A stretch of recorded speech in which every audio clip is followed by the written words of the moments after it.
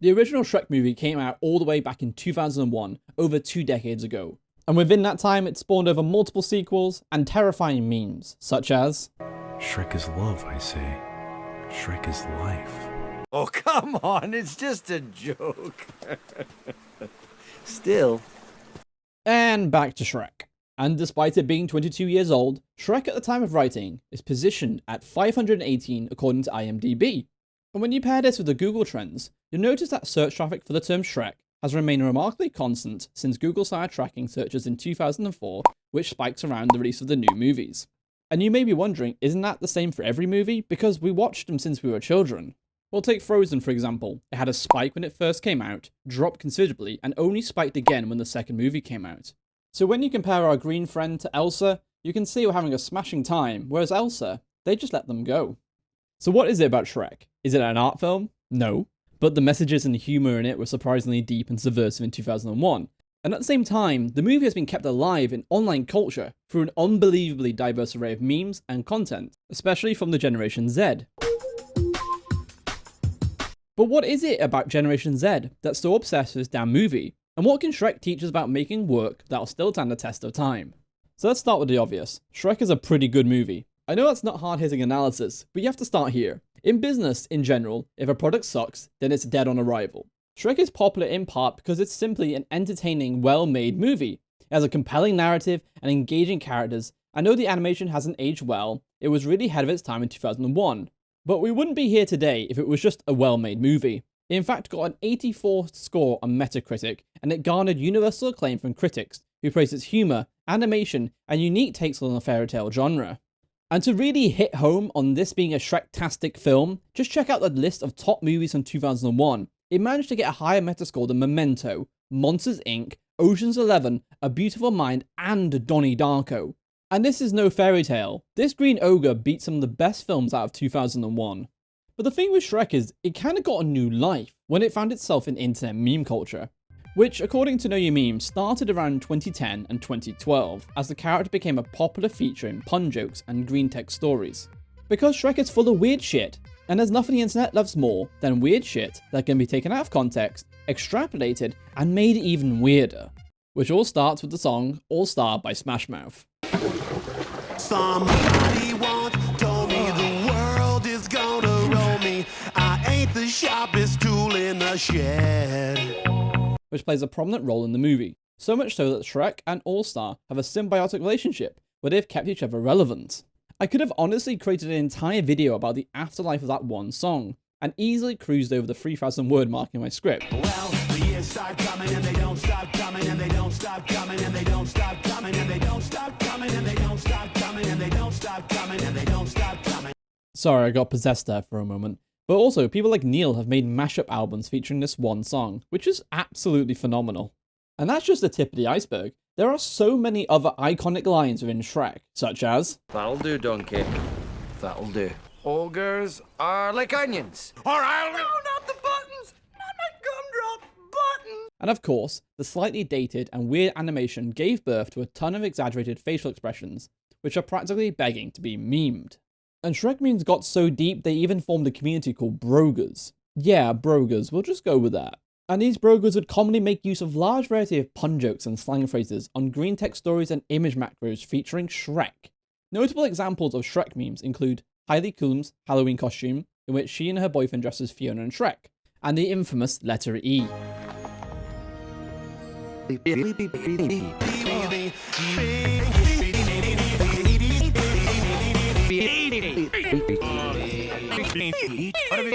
All taken together, the fact that Shrek, the character, is so memeable has helped keep the original film alive for longer than you'd expect for a 22-year-old movie.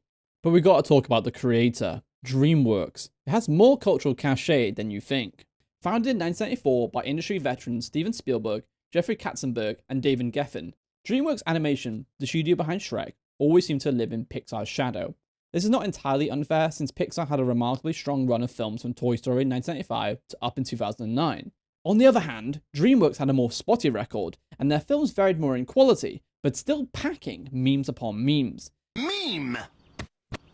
No. It's now illegal to use your meme.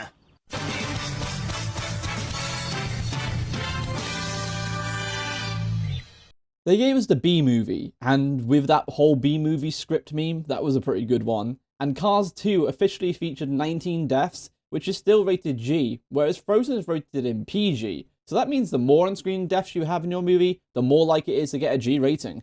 And I ask the question to you, is it as iconic as Disney or Pixar? Probably not, but it has a very distinct niche, style and tone. Their movies have irreverent humour, pop culture references, and more mature themes, all of which appeal to the Gen Z audience before they were even being called Gen Z, whereas earnest fairy tales appeal to millennials and twisted fairy tales appeal to their younger siblings. So even if you took away the Shrek franchise, DreamWorks would still have a kick-ass resume. They're the third largest animation studio in the world in terms of revenue, beating out Pixar. So no wonder Shrek is still in our cultural conversation. The studio that gave us the movie is enormous. Which brings me to the point I've been saying multiple times. The humour displayed in the original Shrek movie was far ahead of its time. You see, when Shrek came out, Disney was coming down from the remarkable highs of its recent renaissance. Kids' heads were filled with fairy tales like Little Mermaid and Aladdin, which, while fantastic in their own right, are earnest. But as the turn of the millennium came and went, that style was losing its appeal. Fast forward to Shrek, and you see a blend of satire and parody that subverted expectations.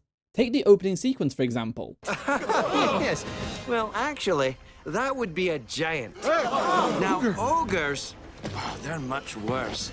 They'll make a suit from your freshly peeled skin. No. They'll shave your liver, squeeze the jelly from your eyes. Actually, it's quite good on toast. Back! Back, beast! Back! I warn you!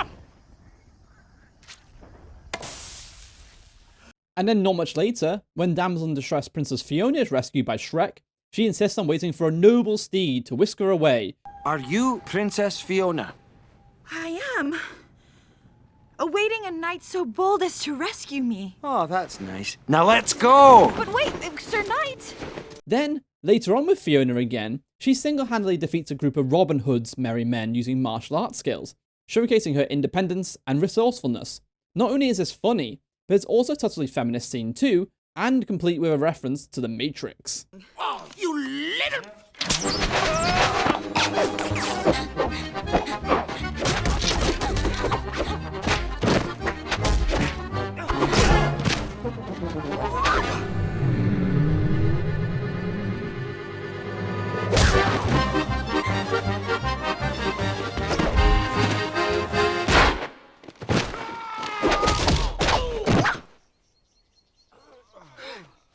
And then a bit further on, additionally, Lord Farquaad's Kingdom of Duloc resembles an amusement park.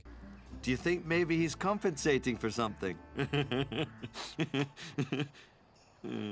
Complete with a catchy theme park jingle and dysfunctional animatronic welcome display. It's funny, but also a pretty clever job on how commercial and superficial our society can sometimes be. And this is one really good example of this kind of adult humour that makes its way into the movie too, giving it lasting appeal for those who saw Shrek as a child, and then again as an adult. Listen, you was really something back there. Incredible. Are you talking to... Me? Yes, I was talking to you. Can I just tell you that you was really great Back then, those gods, they thought it was all that. Then you showed up and bam, they was tripping over themselves like babes in the woods. See that? That really made me feel good to see that. And we take it for granted now that animated movies make adult jokes, subvert classic movie tropes, and reference pop culture. But in 2001, that just wasn't something mainstream films were doing. Shrek proved that there was a market for this whole kind of humour in its genre, and it has been relentlessly copied ever since. And while we're talking about the early 2000s, well, they have been subjected to the 20-year nostalgia cycle, and Shrek is no exception. For a lot of older members of Generation Z, born sometime in the late 1990s, Shrek was a staple childhood movie. I was born in 1993, and like many kids born at that time, have a huge plastic containers full of VHS Disney movies. Were I born a little later, you'd see a slightly smaller plastic container full of Shrek-like DVDs. When generations mature, they often revisit their childhood memories. That's part of why the 20-year nostalgic cycle is so prominent in so many industries. You have 25-year-olds looking back at things they liked when they were 5 with fondness. So to many recent college graduates now, Shrek is a childhood memory. And nostalgia is comfortable. It's nice to look back at that past, spending time with things you know are safe, and for a little while, you can get away from the uncertainty and the instability of the current time and revisit some happy memories. And of course, our capitalist society knows how to milk that for everything it's worth. That's why early 2000s fashion is making a comeback, and why they're really trying hard to make animated shows you loved previously into proper good films now. And that's enough of nostalgia though. Let's talk about the message Shrek gave to everyone, the message of self-acceptance. So society has changed over the last 22 years quite a lot, and Shrek's message of self-acceptance and celebrating uniqueness resonates deeply with a generation that values authenticity and individuality. Growing up in an era of social media and constant comparison, many members of Generation Z have felt pressure to conform to societal norms and beauty standards. So the message within Shrek of self-acceptance has only become more relevant in recent years as society continues to grapple with issues in inclusivity, diversity, and body positivity. So this message of embracing one's difference is like a rallying cry for that generation who is seeking to overcome the pressures of perfectionism and social beauty standards.